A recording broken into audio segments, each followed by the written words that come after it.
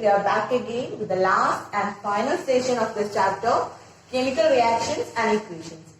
In the first session, we learned the introductory part. In the second session, we learned how to balance a chemical equation. In the third session, we began the different types of chemical reactions, and there we studied two types of chemical reactions, that is combination reaction and decomposition reaction. Today we will learn the remaining types of chemical reactions.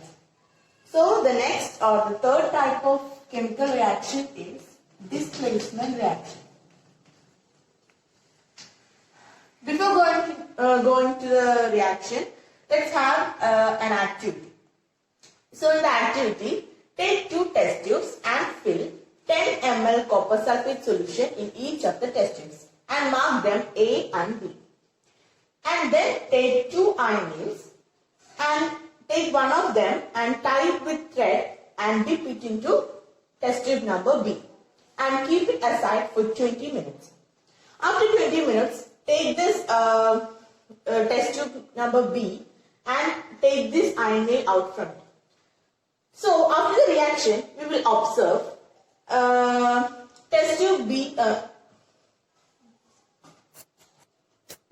So after the reaction, we observe some changes in the iron nails and the copper sulfate solution. For that, take test tube A and test tube B. In test tube A, we have pure copper sulfate solution, but in test tube B, we dip that iron nail. So there we observe test tube A is a very intense blue in color, while test tube B is somewhat greenish blue in color. And also the iron nail. The iron nail which we dipped in the copper sulfate solution become brownish in color, while the iron nail we kept aside is as such a pure iron nail. So here we observe that when an iron nail is dipped in a copper sulfate solution,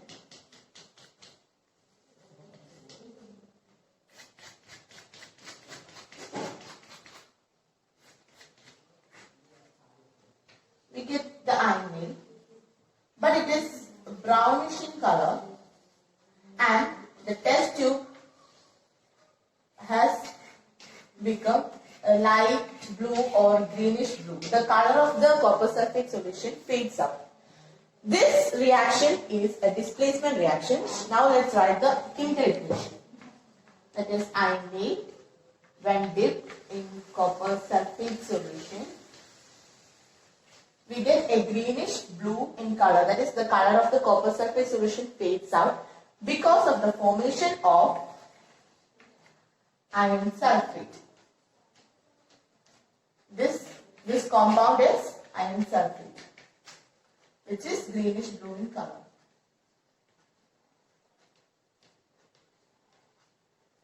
And we get copper, which is deposited in the iron nail, which is brown in color.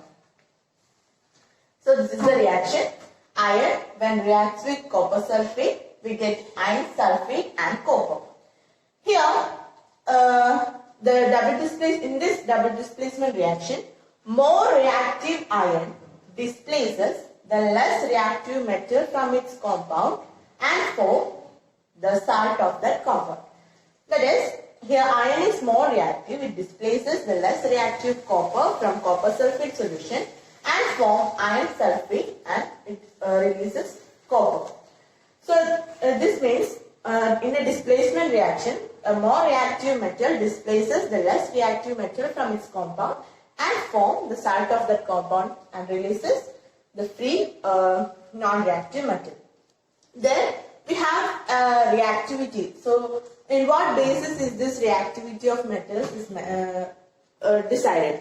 So we have a chart or a column that decides the reactivity of metal. I will be writing that. This is not a part of your textbook or your syllabus. This is just an extra information that I am giving you. You will learn this in your higher classes. Lithium, potassium, sodium, manganese, magnesium, zinc, iron, I will write the remaining here.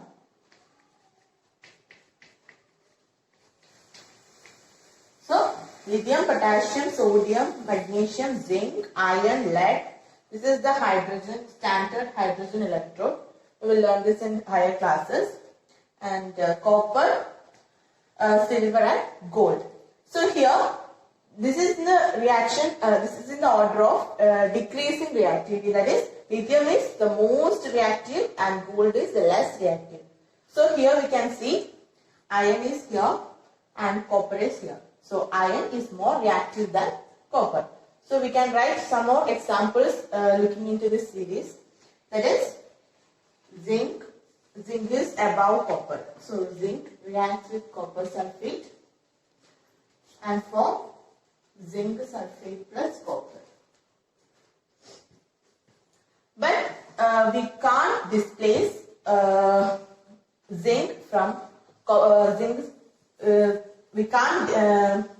can't displace zinc from zinc sulfate solution because copper is less reactive. That is, the reverse reaction is not possible. That is, for example, copper plus zinc sulfate. What is the product? There is no product, there is no reaction.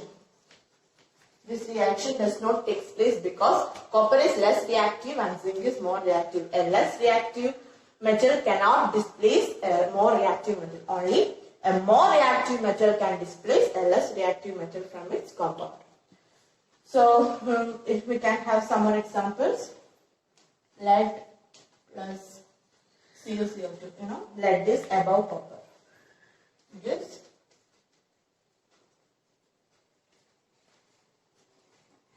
So these are some of the examples in displacement reaction. So this is all about this. Now we will go to next type of chemical reaction. The fourth type of chemical reaction is double displacement reaction. Actually, this type of reaction we have already learned such a reaction in the first session of our chapter, that is the introductory session. There we learned an activity, that is the reaction between lead nitrate and potassium iodide give lead iodide and potassium nitrate. Let's write the equation once more.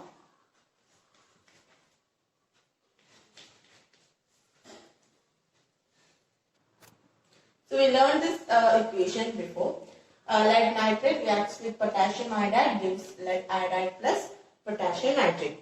Here we notice that there is an exchange of ions. That is, here Pb2 plus is an ion and NO3 minus is an ion. Here K plus is an ion and I minus is an ion. Here there is an exchange of ions in the reactant between the reactants to form the products. That is, the lead ion reacts with I minus and K plus reacts with NO3 minus. So that is, we get PbI2 plus KNO3. There is an exchange of ions between the reactants. Here Pp reacts with I and potassium reacts with NO3 minus. So there is an exchange of ions between the reactants to form the products. Such type of reaction is known as a double displacement reaction. So let's have an activity here. Take 2 test tubes and take 3 ml of barium chloride in one test tube and sodium sulfate in another test tube. That is barium chloride and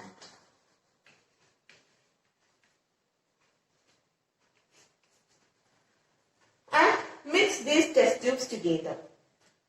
That is, so after the reaction, there is a white colored substance formed in the reaction which is insoluble in water.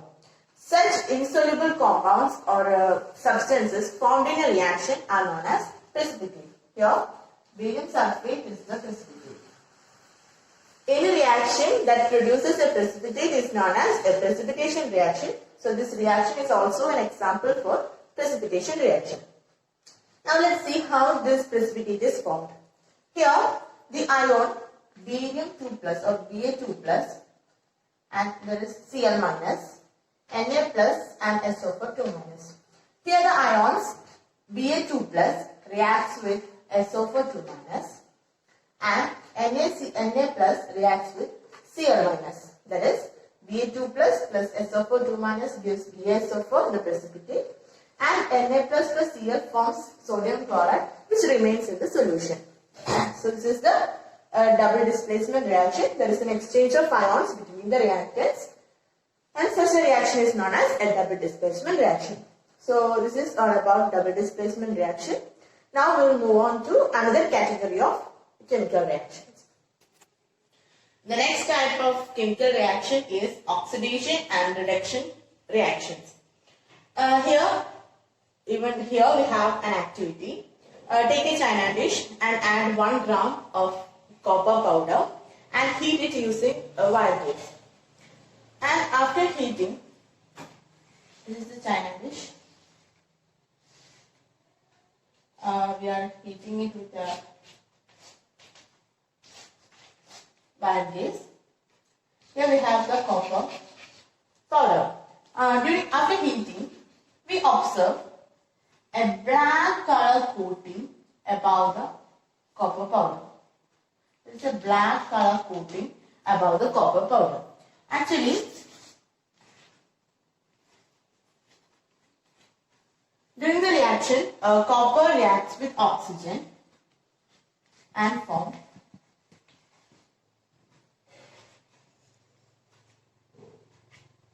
copper oxide. This black color coating is actually the copper oxide formed during the reaction. So, a reaction where oxygen is added into the substance, the reaction is called the oxidation reaction. So, this reaction is an example for oxidation reaction. Now, let's see the reverse process of this reaction. That is, this copper oxide is reacted with hydrogen gas and it's heating, and this is also heating. We get the initial brown colored copper plus water. So this is the reverse process. Here copper oxide is reacted with hydrogen gas and we get copper and water. Here copper oxide is losing oxygen while hydrogen is gaining oxygen. That is, here a reaction where gaining of oxygen takes place is called oxidation and losing of oxygen takes place, it is called reduction. So here both oxidation and reduction takes place. That is,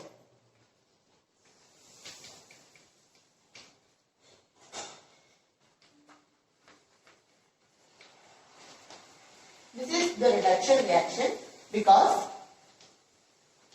copper oxide loses oxygen and forms copper. That is, losing of oxygen is reduction and hydrogen is gaining oxygen.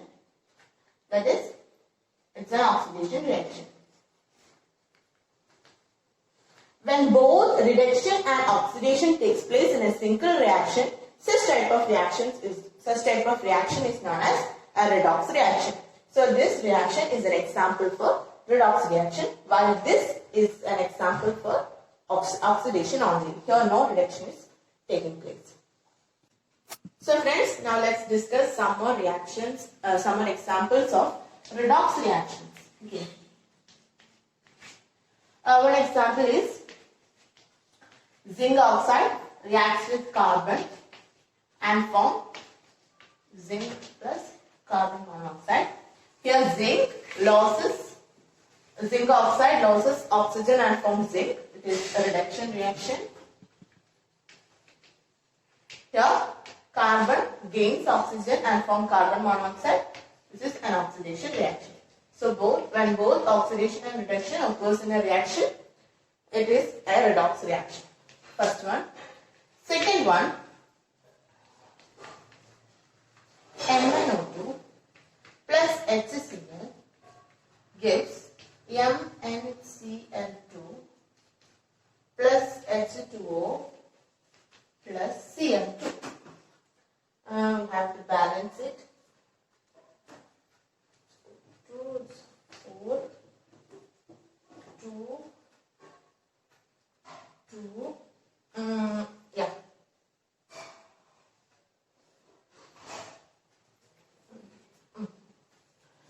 So this is another example. MnO2 plus 4HCl gives MnCl2 plus 2H2O plus Cl2. Here,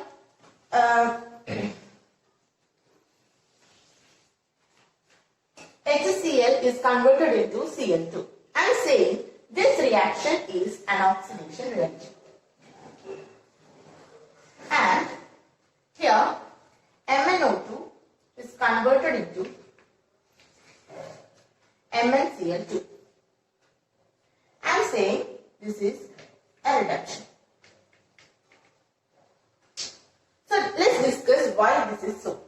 Here HCl is converted into Cl2, that is, hydrogen is lost during this reaction.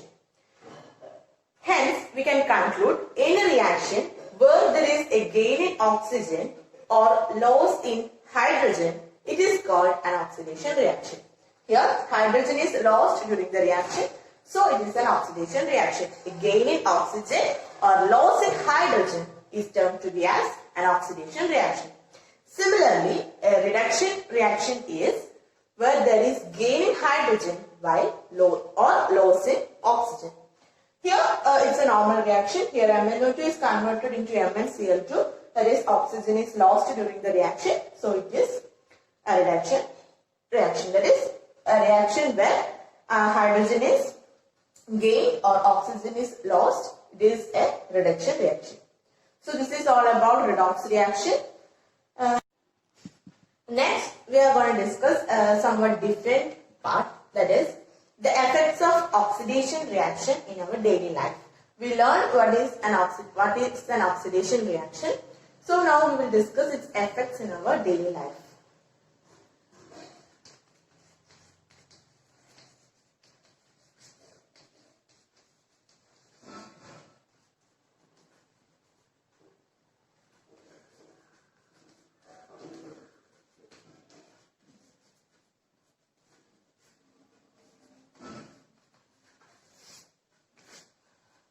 The first effect is corrosion.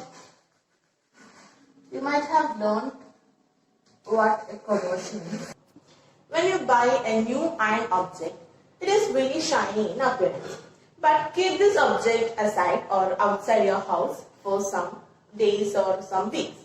You observe a brown coating on the surface of this iron object.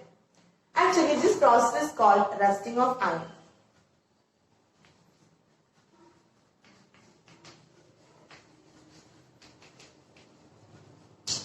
And also, you might have observed a green coating in the copper plates or copper objects in your houses.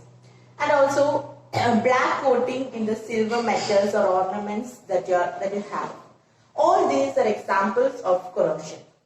When a metal is exposed to its surrounding around it, such as moisture, acids, etc., it is said to corrode, and this process is known as corrosion.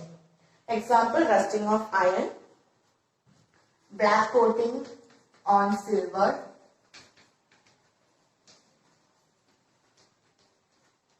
and green coating on copper. All these are examples of corrosion. Actually, this corrosion is a serious issue in our society, because a huge amount of money is required to replace such corroded parts of the vehicles, bridges, buildings, etc. After corrosion, the substance or the metal is damaged and it should be replaced timely.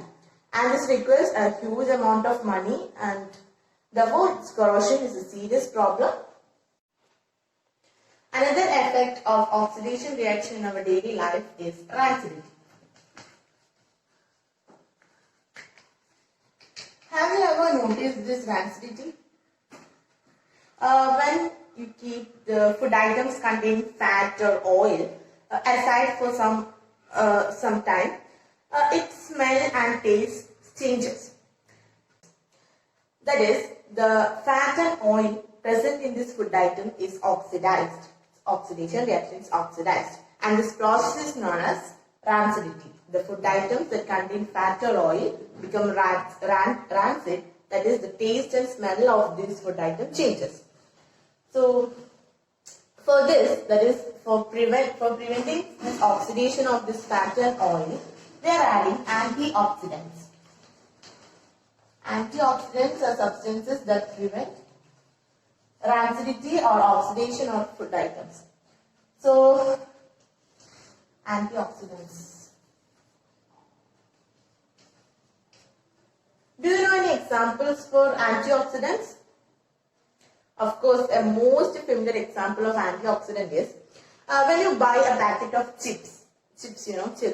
When you open it, the half portion of the packet is filled with air or some gas. The gas is nitrogen gas, and nitrogen gas is a very good antioxidant which prevent rancidity of the substances or the food items present in that. So this is all about the effects of oxidation reaction in daily life. There are two effects, that is corrosion and rancidity. To prevent rancidity, we have antioxidants. An example is nitrogen gas present in the packet of chips.